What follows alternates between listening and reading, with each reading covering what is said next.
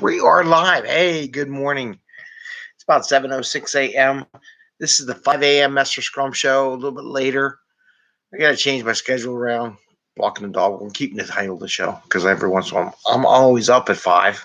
Just got a lot more different things to do than I had pre-COVID or pre-dog, I should say. Pre-adopted rescue dogs. Anyway, I'm Greg Mester, Scrum Master and Agile Coach. And here we talk about Scrum and Agile in a practical and tactical way so you can bring value to your customer, not work 60 hours a week to bring that value to the customer, and then have some fun with your family and friends, right? So I got back here. Got a box back here. Anyway, and have some fun as we go. We'll just see what's going on. Yes, this weekend I only got one. I didn't get a show out on Saturday. Well, it is what it is because we went sledding. So we went tubing. So that was fun. And I will post up some things about a couple times. We went snow sledding last night because I took the kids out and made sure they didn't go sliding into the pond. But it is what it is. Got to have the kids have some fun, right? So what am I going to talk about today? It's just one topic today. It's Monday. It's a slow day out there in the world. I didn't see anything that really drove me to want to talk about in the Agile world. This morning I was checking out some LinkedIn pages, YouTube. Had some debate over the weekend with the nephews and who is the richest YouTuber. We all got it wrong. Was it Ryan, that kid? Mr. Beast number 2, though. That's Eddie's favorite, Mr. Beast. And at least Mr. Beast Burger's his favorite, I should say. Anyway, so what I want to talk about today is being cross-capable or cross-trained team and versus person versus team. And maybe I should do it on this side because I can write that way. So we get the reflection. Let's do it this way a little bit. There you go, like that.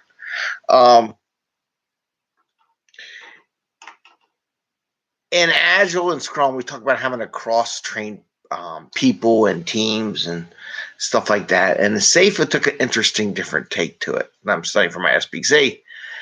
And it wasn't necessarily cross-trained people, though that is positive. They said it's okay to have a cross-trained team. Their idea, and we're going to talk about that. So let's talk about a cross-trained person. So we got a positive, we got cross-trained people. They're always utilized. So they're 100%.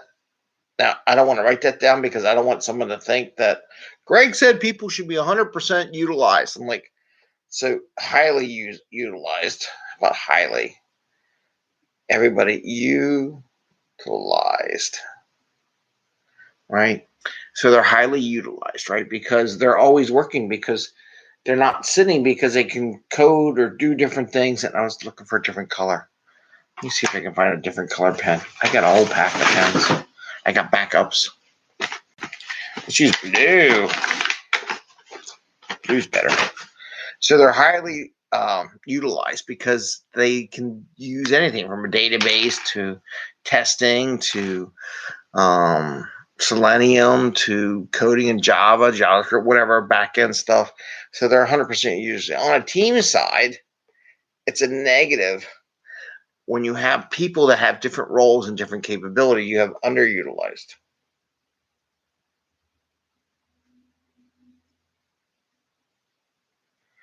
Maybe I should make them red. Do I have a red? I have an orange. How does orange look on there? We'll find out. So I'll make that red. I'll make this blue. This is highly. This is good. All right. This one's kind of a red. Okay. So from a utilization perspective, people who are cross-trained, much more usable or utilizable. And I have to fix that. Verse. So you got my little trusty chart. So you got person on one side, team on the other, cross-capable. Team is more underutilized because everybody's there. Person is more utilized. A positive with this side over here is that you get to use existing organizational makeup. use existing org makeup. That makes sense, because the idea is that, let's say you have testers, right? Maybe you have front-end people and you have these different organizations that existed from a waterfall perspective or something like that. You can, if your only thing is that we want to make sure someone on the team has a capability, you can do that rapid, right? So that's a positive, right? And then on a negative side, on this side, lots of training.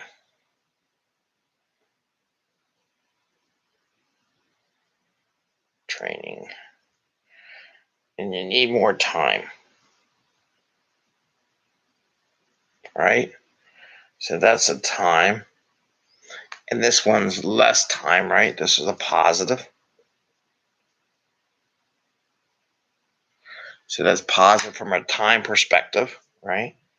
And from a person perspective, you need more time to train people to get that capability.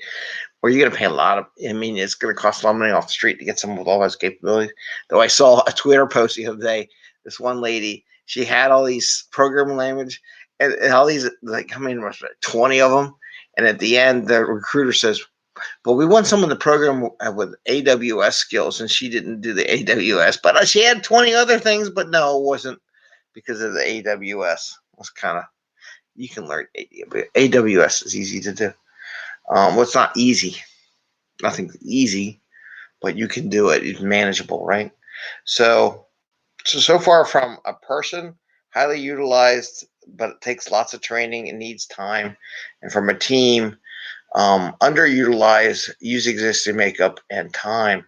Now, here's another one from a positive from person. If you have cross-trained people, people can take vacations. Don't need, because everybody can do everything. So positive, and this is my thing, vacation.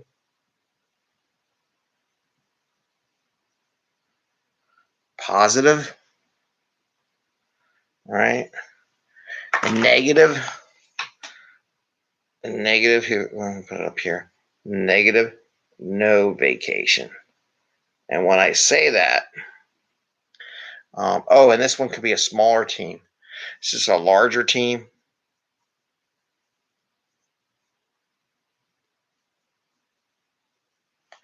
And then by person, you can have a smaller team.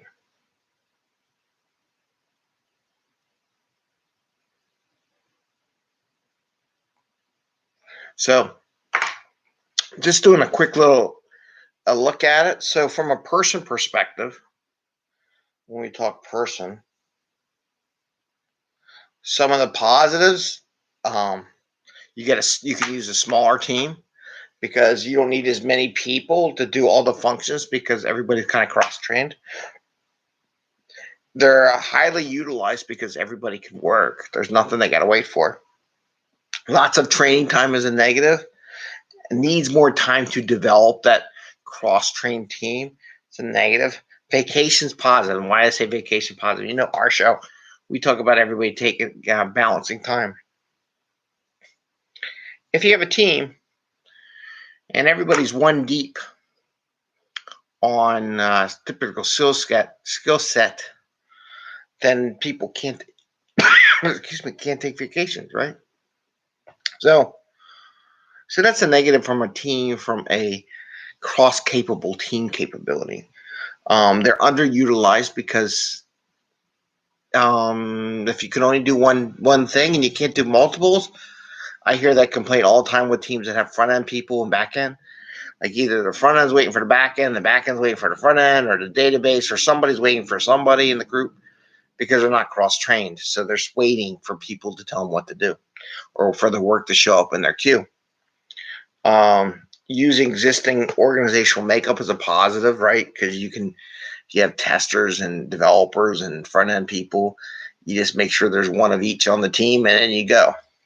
Time, quicker to turn around to get into a cross-functional, cross-capable group. Negative, larger team.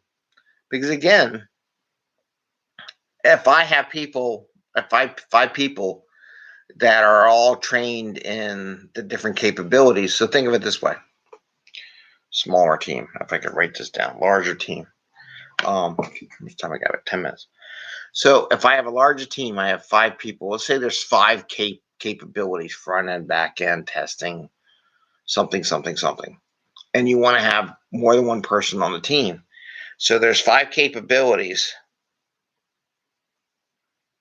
Translate to 10 people. So you can have more than one deep, right? Because what if the person quits, right? Literally quits.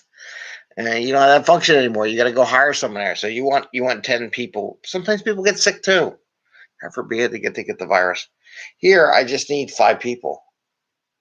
5 capability equals 5 people. So you can see from a smaller team, I don't need as much people, right? So those are the things. So real quick, and every group, every organization has to think about what they want. SAFE goes more towards the team level.